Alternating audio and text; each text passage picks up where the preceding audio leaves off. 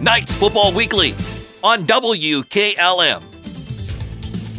Thank you for joining us for week one of the West Hills Knights Football Weekly Preview Show, sponsored by Village Motors. Join them for Customer Appreciation Day this Saturday. I'm Matt Roy alongside Jake Lazier.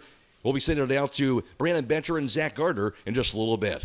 Well, last year, West Holmes with a terrific campaign, a record of 8-3, finished in third place in the Ohio Cardinal Conference and fell to Kinston, who eventually won the state championship in Division III Region 9 regional quarterfinals. And that successful season included 18 seniors that were a part of the team from a season ago, led by quarterback Bridger Klein, who was really a record-breaking season. He broke the record for passing yards, completions, and passing touchdowns, along with wide receiver Shane Jones, who had the school record with 1,143 receiving yards and breaking his own school record for touchdown receptions in a season at 19. And that gave them a very explosive spread offense.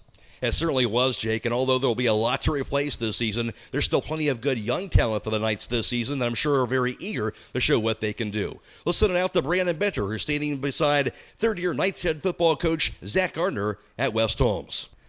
Well, thank you, Matt, and we are here at the Knights Stadium here with Coach Zach Gardner. And, Coach, just looking back on last year, very successful season, just what were your thoughts on that special team, and what kind of a group was that for you last year? Yeah, those kids put a lot into this program. They went through a lot. They're freshmen, they're a sophomore in their junior year, and they definitely laid the groundwork for what it takes to be successful.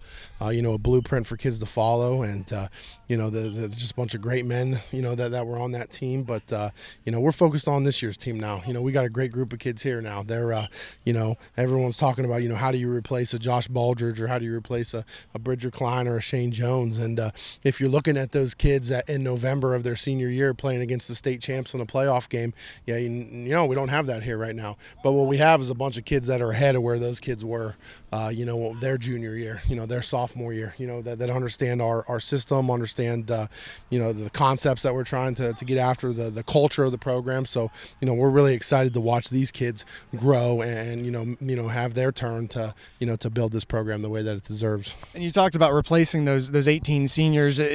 Mention, I guess, when you're talking about the kids throughout the summer, have they been picking it up pretty quickly then as far as the culture and the system that you're trying to establish? Yeah, absolutely. And in terms of X's and O's, our kids understand what we're trying to do. It comes down to execution, and it comes down to just experiencing it. We had 3 great scrimmages against 3 playoff football programs where we felt that, even the bad stuff that happened was good, because we could get it on film and we could fix it. And, so that's the point we're at now, is just, you either get better or you get worse. You never stay the same. And as long as our kids are taking the mentality that they want to get better every week, we're going to be happy where we're at as we continue to build this program. And as far as offensively, who's going to be leading your offense in this coming season? Who can we expect to see kind of in those roles, those key roles that are now, vacant? Yeah, we have Brady Taylor returning, a wide receiver who caught about 400 yards, a couple touchdowns for us last year. Got hurt at the end of the year last year and wasn't able to play in the playoff game. But just anytime you got a state track kid, playing receiver for you, that's a good thing. And then we just got a lot of guys who've been waiting for their turn. Hayden Baker at running back, it's probably someone who could have played for us last year at running back, but there was a little bit of a log jam on the depth chart, with a couple seniors ahead of him. But now it's his turn, to go out there and to have success. And we're excited about our quarterback position with Peyton McKinney and Noah Clark, 2 kids who have different skill sets that are able to go out there and give us what we need in certain circumstances, however the game plan dictates. And we have a returning starter on the offensive line, Luke Vess, who started for us in the playoff game against Kinston. So a lot of new faces that people are going to get used to, but these kids are hard workers. They had a great offseason in the weight room, and it's their time now to go out and make plays and to grow as players as our the past kids have. And as far as the defensive side, you mentioned Josh Baldridge obviously being a big replacement. Who's going to be leading the defensive side of things for you? We're kind of switching our defensive scheme up a little bit. We're going with a 3-4 defense to fit our kids' skill set.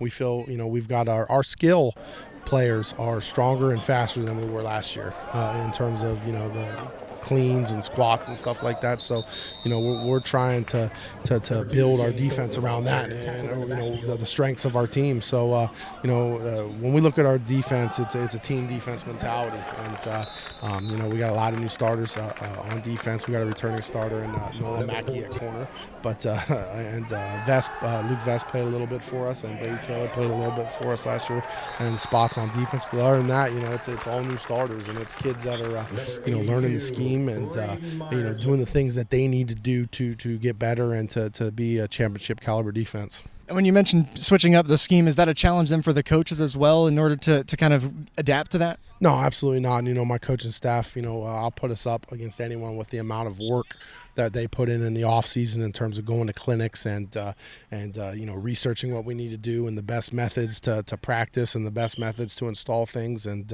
just the proper way schematically to run things. And Coach Zach Golick, our defensive coordinator, has done a great job, put countless hours into this. It's kind of his baby, and we believe in it. And we're gonna have growing pains the same way we had growing pains 2 years ago. With a bunch of young kids playing, but we're going to get better. And when it's all said and done, we definitely feel like this program can be competing, with the state champions, like we did last year. And as far as competition goes, obviously this week, the first week of the year, as always, Triway, the Titans coming into town here at Knight Stadium. What are you looking forward to that game, and what are you thinking as far as going into that one? Yeah, that's a tough one because it's a big one. It's a rivalry game, and it's week one, so there's a lot of emotion that goes into it. So it's going to be important for our kids to, just focus on the task at hand. Right now, they're out there having a tough, hard-nosed practice, and as long as we practice and we get a good scout look this week, we feel like we're going to be able to go compete with anyone on our schedule. All right, well, thank you for taking the time out to talk to me, Coach. Thank you. And we'll send it right back to Matt Croy, who's over at Village Motors. Thanks, Brandon. And I'm next to Mike Kinsey now from Village Motors. And Mike, it's going to be Customer Appreciation Day this Saturday. What's going to happen? Oh, it's a great day. We talk about this every year. This time of year, we have a lot of people coming in. Like I said, it's a great event for us to give back to the customers who've taken care of us for years. We start at like 8 o'clock, and by noon we will serve over 800 plates of people. The Lions Club comes in. We have homemade ice cream out here. We have a car show out here, a lot of giveaways. Like I said, it's my favorite time of the year because, again, we get to shake hands with customers, say hello, give them something back for being great customers for many years. Certainly a lot of fun every year. And, Mike, I got to ask you got a prediction for this Friday? Yeah, I really do. I think West Holmes is going to win 14-10. They're going to come out, get a first W, and hopefully for a very successful season. All right, that sounds good to me. That's the voice of Mike Kinsey from Village Motors.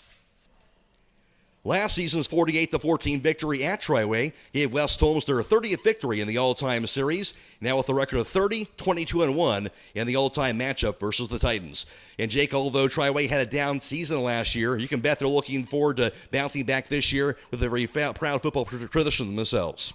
Yeah, they finished 2-8 or their record was 2-8 last year. But of course, they're led by quarterback Ty Durbin, who was only a sophomore and also playing for a first-year coach last year. And they're both back, and they're definitely looking to get things together and have a much better run this year. I did want to take this time out to remember a longtime Triway athletic director and varsity baseball coach Sean Carmichael, who passed away recently. Sean was really a Triway legend as an athlete as well as an administrator and a coach. But as many people are aware, Sean was much more than that, both as a husband as well as a coach. And for Sean, also a friend to many, and was certainly will be remembered by many as Sean was really a legend at Triway, really as a person, and somebody I feel privileged to have known even a little bit during my broadcast career. And for Sean Carmichael, obviously just an outstanding person there and a guy that will be remembered for many years to come. And for Jake, you look at this Triway West Holmes matchup, something that everybody's really looking forward to. But I think along with that, really an exciting week one in general here for this coming week one. Yeah, I would definitely say an exciting week to say the least. And one thing you don't really see very often, 3 games on Thursday night with Sandy Valley, Buckeye Trail, and Dover all slated to play, plus a full lineup on Friday like usual, and even an area game on Saturday with TCC hosting Fisher Catholic. I can tell you what, Matt, I can't wait. Absolutely. Make sure you tune in to this Friday night as West Holmes plays host to Triway for a 7 p.m. kickoff in Knight Stadium. Our hometown football Friday night night pregame show will begin at 6 p.m. on FM 95.3 and WKLM-FM.com. Make sure you check out our weekly football preview show every week throughout the Knights football season. For Jake Lazier, as well as Brandon Benter, and special thanks to West Holmes head football coach Zach Gardner, I'm Mac Roy, and this has been the WKLM Knights Football Weekly Preview Show, sponsored by Village Motors in Millersburg.